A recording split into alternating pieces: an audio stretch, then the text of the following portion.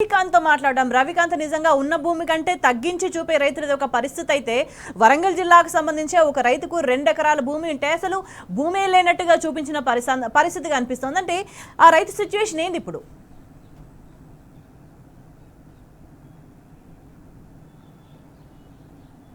రైతాంగం అంతా కూడా గందరగోళమైన పరిస్థితిలో ఉంది. ఆ 2 ఎకరాల భూమికి సంబంధించి వెబ్సైట్లో చూపెట్టకపోతే నేను ఎక్కడికి వెళ్ళాలన్నటువంటి దుఃఖంలో ఆవేదనలోనే ఉన్నట్లుగా మనకు తెలుస్తూ ఉన్నది. పూర్తి స్థాయిలో రైతు భరోసా వాళ్ళకు శాపంగా మారిందన్న అభిప్రాయంలోనే రైతాంగం అంతా కనిపిస్తూ ఉంది. వాళ్ళ అయితే ఆ డబ్బులను ఆదా చేయడంలో కావచ్చు, ఏదైతే రైతు భరోసాకు సంబంధించినటువంటి నిధులను ఆదా చేయడంలో భాగంగా ఇవాళ రైతులకు సంబంధించిన భూములనే దిగమింగే కుట్రకి ఇవాళ కాంగ్రెస్ సర్కార్ చేస్తుందని మనం అర్థం చేసుకోవచ్చు. ప్రధానంగా సిటీస్లో ఉండేటువంటి నగరానికి దగ్గరగా ఉండే భూములు కొంతగా వెంచర్స్గా మారుతున్న క్రమంలో అటువంటి భూములకు సంబంధించినటువంటి రైతాంగం అంతా కూడా ఇవాళ ఏదైనా ఒప్పందంలో భాగంగా కావచ్చు, నాలా కన్వర్షన్లో భాగంగా కావచ్చు ఉన్నటువంటి భూములకు సంబంధించిన రైతాంగం అంతా ఇవాళ తీవ్రంగా నష్టపోయే ప్రమాదమే మనకు కనిపిస్తూ ఉంది. మనతో పాటు మాట్లాడడానికి రైతు ఉన్నారు.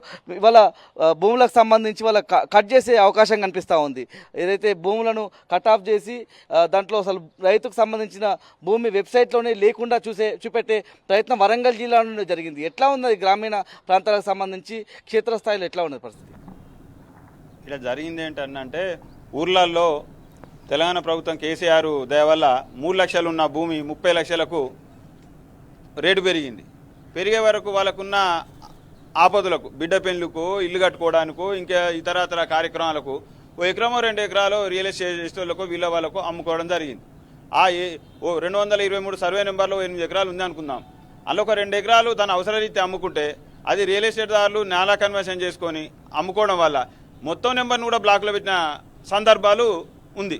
ఇప్పుడున్న రైతులు లబోదిబో మొత్తుకుంటే నువ్వు అమ్మినట కదమ్మా, అది నాల కన్వర్షన్ అయిందట కదా, అది కమర్షియల్ అయిందట. అంటే కమర్షియల్ ఎక్కడిది?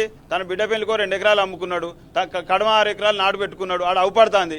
కానీ రైతు బంధుకు వచ్చారు లేదు. రైతు బంధు రాకపోయారు కనిపిస్తే రైతుకు నా భూమి ఎవడో ఆక్రమించుకున్నాడా, ఇంకేమన్నా అయిందా అని అగోచరంగా సన్నకారు రైతులది ఎట్లుంటుందండి? ఈ రెవెన్యూ ఏందో, ధరణి ఏందో, పట్టా ఏందో, పాస్బుక్ ఏందో, నా భూమి ఎట్టుపోతుందని ఒక భయం ఉంటుంది కదా. ఆ భయాన్ని ఈ గవర్నమెంట్ ఇంకా ఎక్కువ చేస్తాను. దానివల్ల రైతు ఆత్మహత్యలు కావచ్చు, రైతులకు ఇంకేమైనా ఇబ్బందులు కావచ్చు. దయచేసి అటువంటివి కాకుండా చూసుకోవాల్సిన అవసరం ఈ గవర్నమెంట్కి ఉంది.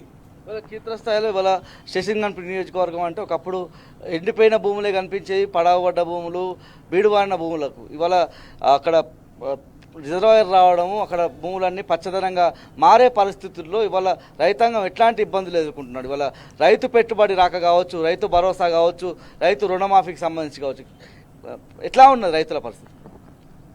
గతంలో కేసీఆర్ ప్రభుత్వం తెలంగాణ రాకముందుకు ఎక్కడ చూసినా బీడు భూములు ఉండేది. అది నగ్న సత్యం, అందరికి తెలిసిన సత్యం.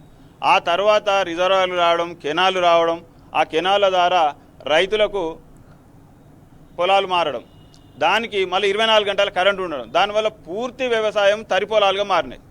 ఇప్పుడు వచ్చి చూసుకునే వరకు ఏమైంది? కరెంట్ అనేది మళ్ళీ ఆ రోజు చంద్రబాబు పీరియడ్లో ఎట్లా ఎప్పుడు వస్తుందో తెలియనట్టు ఇప్పుడు సేమ్ అదే కరెంట్ ఎప్పుడు వస్తుందో తెలియని పరిస్థితులు ఏర్పడ్డాయి. ఏమున్నా కేసీఆర్ వల్ల తవ్విన కెనాల ద్వారా వచ్చే నీళ్ళతోటి ఈడాడ ఊర్లలో, అన్ని ఊర్లలో కెనాలు లేవు కదా. కొన్ని ఊర్లలో కెనాల్స్ ఉంటాయి, కొన్ని ఊర్లలో రిజర్వాయర్లు ఉంటాయి. రిజర్వాయర్ కెనాల ద్వారా వేరే ఊర్లలో కూడా మన వాటర్ పైకి వచ్చి బాయిల ద్వారా కానీ బోర్లు కానీ ఎక్కువ పోసేది.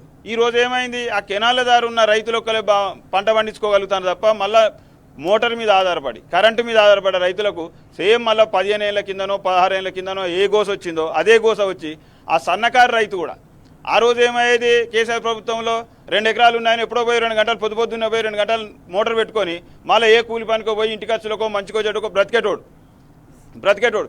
ఈరోజు ఏమైంది? ఆ 2 ఎకరాలు కాడనే ఉంటే తన కూలి పడేది, పోకుంటే పొలం ఎండుతుంది. ఎటు కాని గోస పడుకుంటా ఎవరికి చెప్పుకోనో అర్థం కాదు. ఏఓ అని అడిగితే ఎంఆర్ఓ అంటాడు, ఎంఆర్ఓ అంటే బ్యాంక్ అంటాడు, బ్యాంక్ ఒకదానికోటి సంబంధం లేకుండా ఒక ఆఫీసర్ అసలు సంబంధం ఏంది వాళ్ళకి అర్థమవుతుంది. ఫస్ట్ ఆఫీసర్లు మా తోడు ఏం చెప్పుకుంటారు మామూలుగా, మమ్మల్ని ఏం చేయంటావు, మా చేతులు ఏమున్నది? ఇది మొత్తంగా చూస్తే రైతాంగం అయితే క్షేత్రస్థాయిలో ఇబ్బందులు పడతా ఉన్నారు.